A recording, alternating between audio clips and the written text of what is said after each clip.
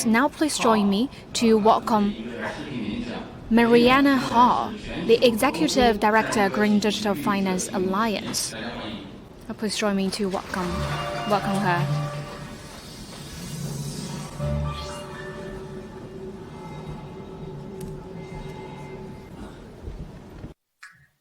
Hello, everybody. My name is Marianne. I'm the Executive Director of the Green Digital Finance Alliance. We're an NGO working with Fintech to scale green finance. I'm extremely honored and delighted to be invited to address you here today, Inclusive Fintech Conference. Over the next 10 minutes, I will invite you to look at and understand more about what's going on in the green fintech landscape in Europe and a bit beyond. If we look at the European fintech scene, it's actually quite active. You know, if you look in the UK, which is the leading market, there's 1,600 fintechs. Then if we look to the second runner-up, which is Germany, there's 900. And if we look to Spain, there are 300 fintechs, which is the largest per capita in the European Union. We have surveyed quite a number of the markets, and what we found was that across different markets, between 0.5% and in the highest end 5%, of the fintechs deliver financing for sustainability. And out of that smaller percentage, about 50% deliver green finance. The European scene is defined by many small fintechs, so we do not have a scaled green fintech champion like you do here in China with the Alipay's Ant Forest, with its impressive more than 550 million users that are offsetting their carbon and planting trees. But if we then dive a bit more into what does this market look like, then the numbers you see on the slides are from Germany, but they do mirror the trends in the other markets. If you look at the SDG wheel, you will see that it's especially the yellow color, so SDG 7, that quite a lot of the fintechs are delivering financing for. That is both crowdfunding platforms that offer citizens in the European Union to invest in rolling out of renewable energy, both in the region, but also in developing markets. But it is also very innovative financing solutions for decentralized energy structures, where you can tokenize your energy savings and sell them to your neighbor. Most of these are blockchain enabled, and quite a lot of them are using the Ethereum blockchain. If we look at what are the main business segments that tends to give organic rise to these green fintechs, then you see on the wheel that quite a lot of them are robo-advisors. And this is fintechs that are really acting on one of the gaps in the markets in the European Union, which is that the incumbents have not really gone in to offer their clients a lot of green investment opportunities for their savings accounts or their capital in their savings accounts. Then you also have quite a mature market in crowdfunding. That is the most mature. Regulatory clarity it has been there for a long time. Then you see the green part of the infographic, which is green paytech.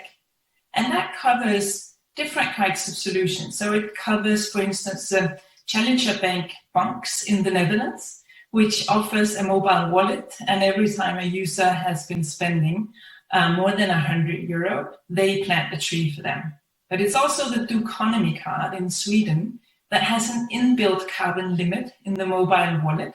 So once you as a consumer have consumed products that have a carbon footprint up to that limit, your mobile wallet simply blocks and you cannot spend more during that month. So it makes you aware of your own carbon limit within the global carbon budget.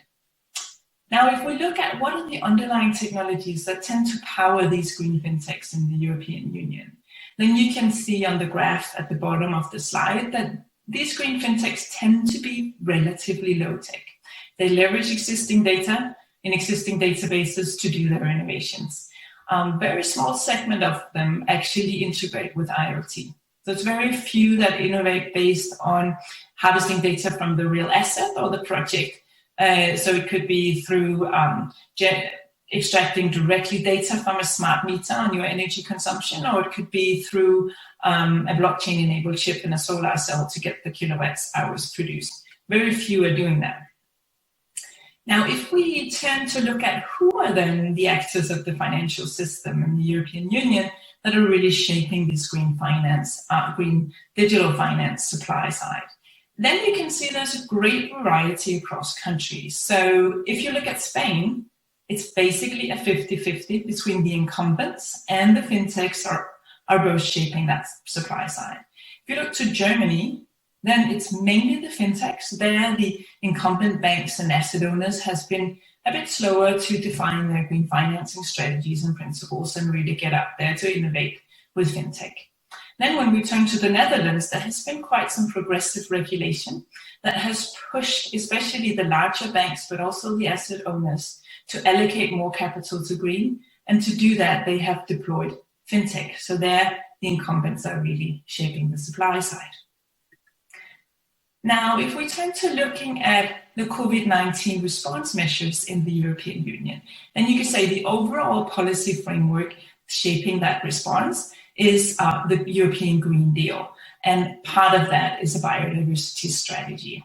But if we look at the national response plans and their green measures, then they really cluster around four main themes. So it's increasing energy efficiency in buildings, it's restoring nature, it's decarbonizing transport, and it's scaling rollout of renewable energy. So I've just taken two of these on the slide and look at what is the fintech supply side doing in the European Union to enable to deliver on those. So for energy efficient buildings, the reason that all states tend to focus on it is that it's a pretty fast road to decreasing your carbon footprint because you can reduce really rapidly. You can create jobs because retrofitting creates jobs, and you can give people more money to live on because it cuts their utility bills. So what banks are doing at the moment, mainly banks in the European Union, is that they're leveraging AI for when they sit with a client that gives them their address and wants to retrofit their building. They leverage AI to do sort of an automated scan or X-ray of the building and to do an automated retrofitting plan of what are the opportunities and also when will you get what savings from doing these retrofits. Around the corner is where we see more earth-observing technologies that will probably be leveraged by the banks. They're not entirely market-ready, but they're getting there.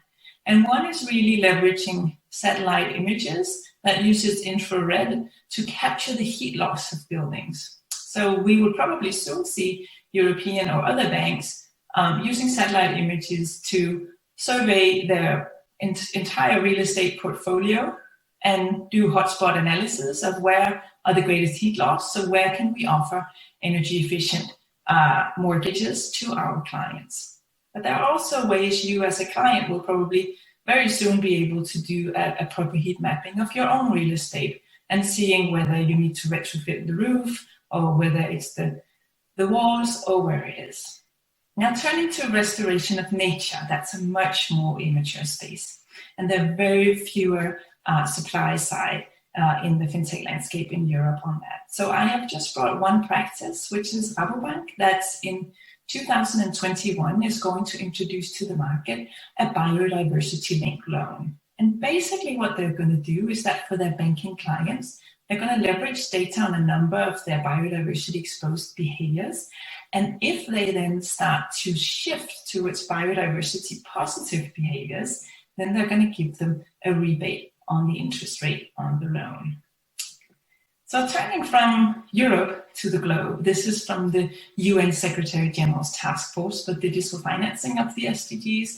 And they've tried to group what does the global supply side look like on fintech to deliver on the SDGs. And you can see it's most mature for clean energy, thereafter for climate action. And where it tends to be less mature is for the goals around nature and biodiversity, so life below water and life on land.